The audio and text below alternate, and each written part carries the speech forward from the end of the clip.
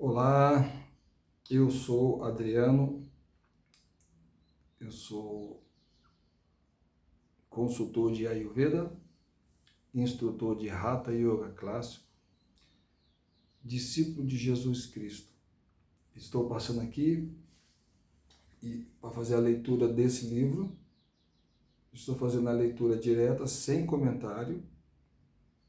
E hoje nós vamos estudar o capítulo, o livro está aí, Kenneth Reagan, Como Ser Dirigido pelo Espírito de Deus. Capítulo 8 e 9. Vamos lá. Capítulo 8. A certeza da salvação. Aquele que crê no Filho de Deus tem em si o testemunho. Essa fala está na Epístola 1 de João, capítulo 5, verso 10. O reverendo Kenneth Reagan, ele escreve assim: pois todos que são guiados pelo Espírito de Deus são filhos de Deus. Essa citação está em Romanos 8,14. Nós, os filhos de Deus, podemos ser guiados pelo Espírito de Deus. Aleluia! Não somos guiados por alguém que nos diga o que fazer. O Espírito Santo nos guiará. A Bíblia é que nos diz isso. Como ele nos guia? O versículo 16 nos dá uma pista. O próprio Espírito testifica, o versículo 16 de Romanos 8, né? Diz assim: o próprio Espírito testifica com o nosso espírito que somos filhos de Deus.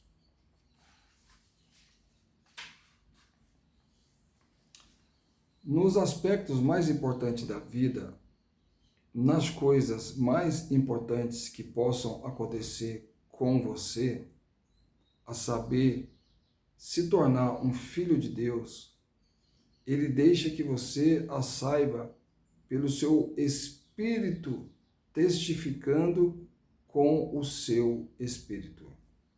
Ele deixa que você a saiba pelo seu espírito, o Espírito de Deus, testificando com o espírito, com o nosso espírito, com o espírito humano.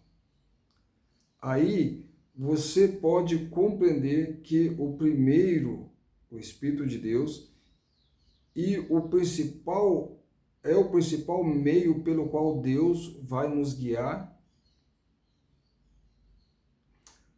Compreender que o primeiro e o principal meio pelo qual Deus vai nos guiar é pelo testemunho interior. É pelo testemunho interior.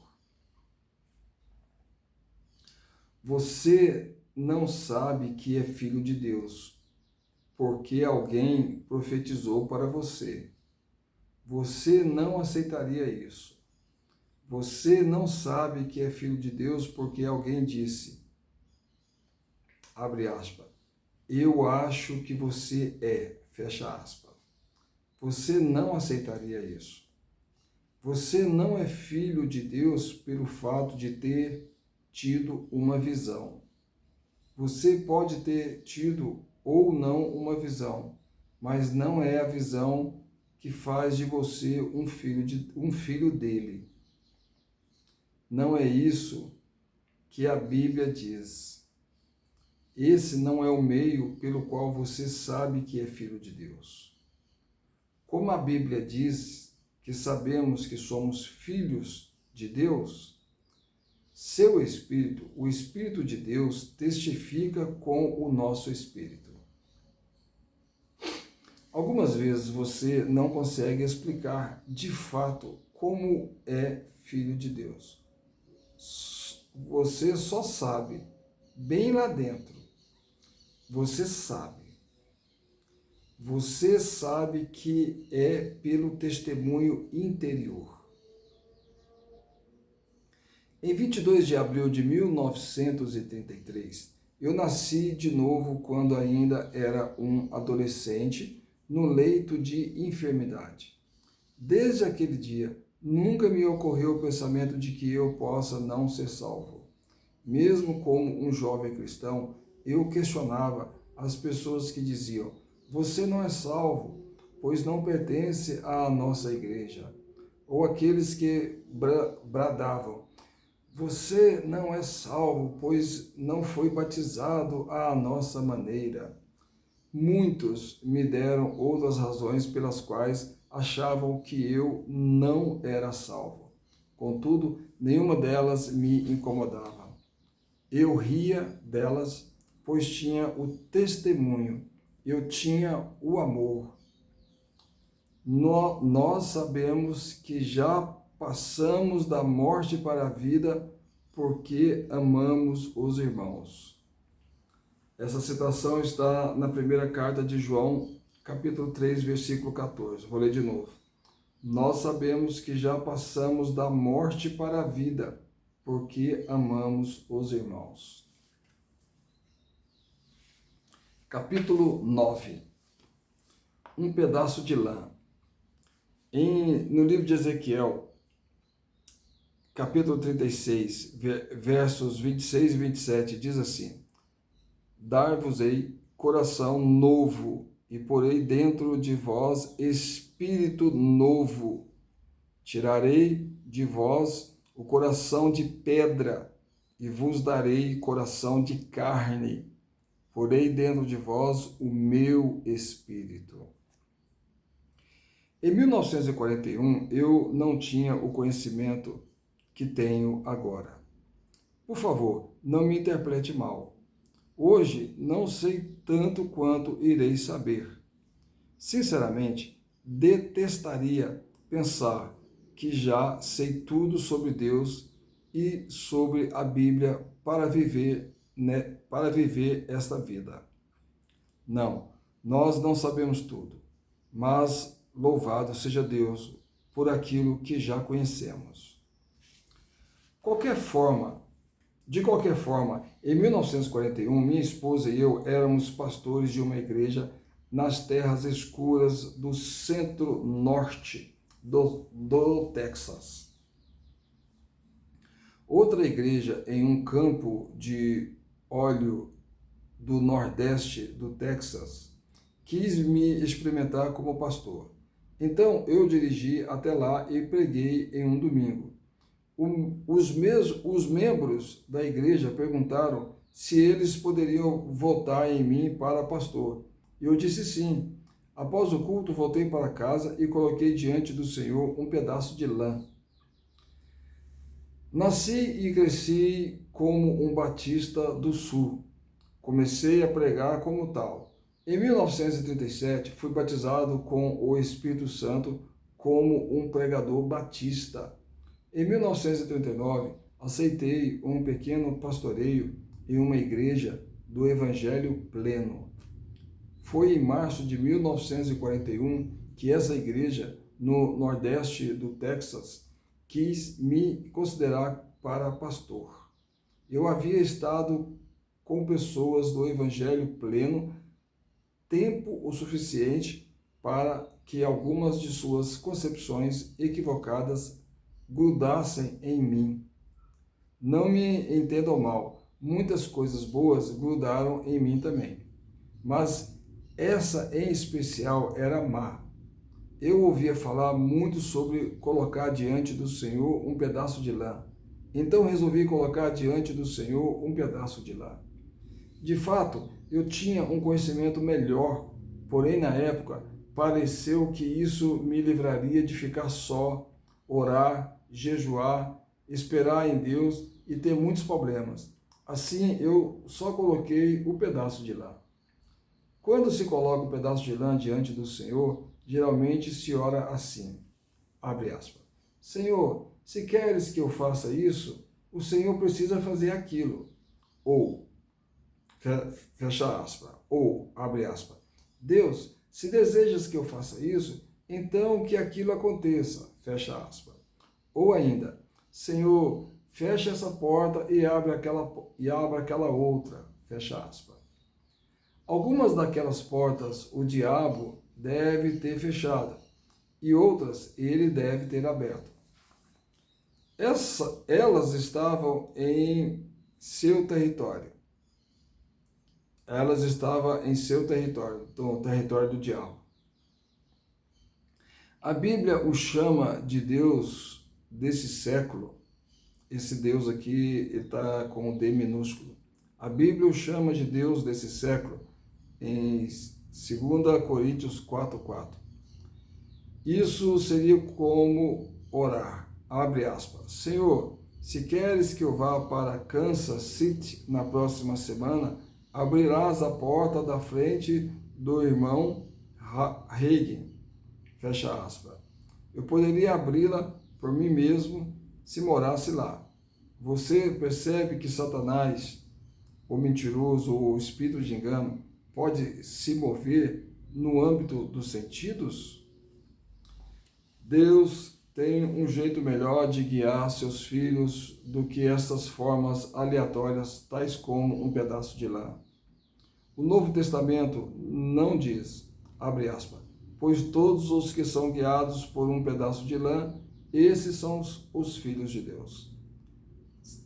Fecha aspas. Sim, alguém poderia dizer, abre aspas, mas Gideão usou um novelo de lã no Antigo Testamento. Fecha aspas. Por que voltar à antiga aliança? O Antigo Testamento é considerado a antiga aliança. Por que voltar à antiga aliança? Nós temos algo melhor. A antiga aliança era para pessoas mortas espiritualmente. Eu não estou morto espiritualmente. Eu vivo. Eu vivo. Tenho o Espírito de Deus em mim. Lembre que Gideão não era um profeta, um sacerdote ou um rei. Apenas esses 3 ofícios sobre a antiga aliança eram ungidos pelo Espírito de Deus. O Espírito de Deus não estava pessoalmente presente nas demais pessoas, como hoje está, né? Era por isso que todo homem tinha de se apresentar no templo, em Jerusalém, uma vez por ano. A glória Shekinah, a presença de Deus, era mantida apenas no Santo dos Santos. Quando Jesus morreu no Calvário, o véu que dividia o templo foi rasgado de alto a baixo, e Deus se mudou dali. Desde então, ele não habita em templos feitos por mãos humanas, habita em nós. É perigoso para cristão do Novo Testamento, cheios do Espírito, colocar pedaços de lã diante do Senhor. E sei disso por meio da palavra e por experiência própria. Voltemos para 1941. Quando eu dirigia de volta, eu disse, Senhor, abre aspas, Senhor, eu vou colocar um pedaço de lã diante de ti. Eu vou deixar isso nas tuas mãos. Eu não, abre parênteses, eu não percebia que não estava deixando nas mãos do Senhor, fecha parênteses. Se eles me elegerem como pastor com 100% dos votos, eu vou aceitar isso como vindo de ti. Eu vou aceitar aquela igreja, fecha aspas. Eu tive cada voto. Esse era meu pedaço de lã. Eles me elegeram com 100% dos votos. Eles não consultaram a Deus. Eu também não. Tanto eles quanto eu dependemos de um pedaço de lã. Saí da perfeita vontade de Deus. E Deus permitiu que eu fizesse isso. Nós nos mudamos para a casa pastoral. E do ponto de vista natural, muitas coisas eram mais confortáveis do que as que tínhamos antes. De fato, tínhamos mais dinheiro, um carro melhor e vivíamos em uma casa melhor. Eu estudava e orava pela mensagem, portanto, ela, abre aspas, pegava fogo, fecha aspas. Contudo, no minuto que pisava na igreja, era como se alguém derramasse um balde de água fria em mim, e eu perdia todo aquele fogo. Em 14 meses, não preguei um só sermão decente. Havia perdido a inspiração. Minha esposa estava relutante em dizer alguma coisa, mas finalmente me alertou. Abre aspas. Meu bem, você chegou perto de fazer um belo discurso. Fecha aspas. Era tudo o que eu estava fazendo, discurso. Não eram pregações. Quando o tempo combinado se esgotou, deixei a igreja. Eu não esperei um sinal para sair, simplesmente saí. Mais tarde, quis retornar àquela igreja para um evento. Queria que aquele povo soubesse que eu podia pregar. De fato, eles nunca me ouviram pregar. Finalmente, com o decorrer do tempo, retornei e participei de um reavivamento. As pessoas ficaram boquiabertas. Nós não sabíamos que você podia pregar dessa forma, disseram. Sim, eu pregava assim antes de vir pastorear aqui e passei a pregar assim depois que saí. Mas você não pregava assim enquanto estava aqui, confirmaram. Ao que concluí, não, pois todos estavam fora da vontade de Deus. Eu estava aqui fora da vontade de Deus e vocês me elegeram fora da vontade dele. Aprendi a lição sobre colocar pedaços de lã diante do Senhor. Uma única vez deve ser o bastante para curar uma pessoa. Mas algumas pessoas, mesmo que seu pedaço de lã nunca tenha funcionado, continua agindo assim. Nunca mais errei novamente na hora de aceitar um convite para pastorear uma igreja. Não coloquei mais pedaços de lã diante do Senhor. Orei e esperei em Deus. Falei com Deus o bastante para que soubesse por dentro o que fazer. Aleluia, aleluia, aleluia, aleluia. Se você foi edificado com essa leitura, curta o vídeo, se inscreva no canal e compartilhe. Ajude a essa unção da leitura desse livro, a essa presença de Deus, chegar a pessoas que Deus quer chegar através de mim e de você. Sejamos canais dessa bênção de Deus para edificar outras vidas. Agradeço a tua presença e vamos que vamos. Amanhã, daqui a pouco, teremos mais. Um abraço.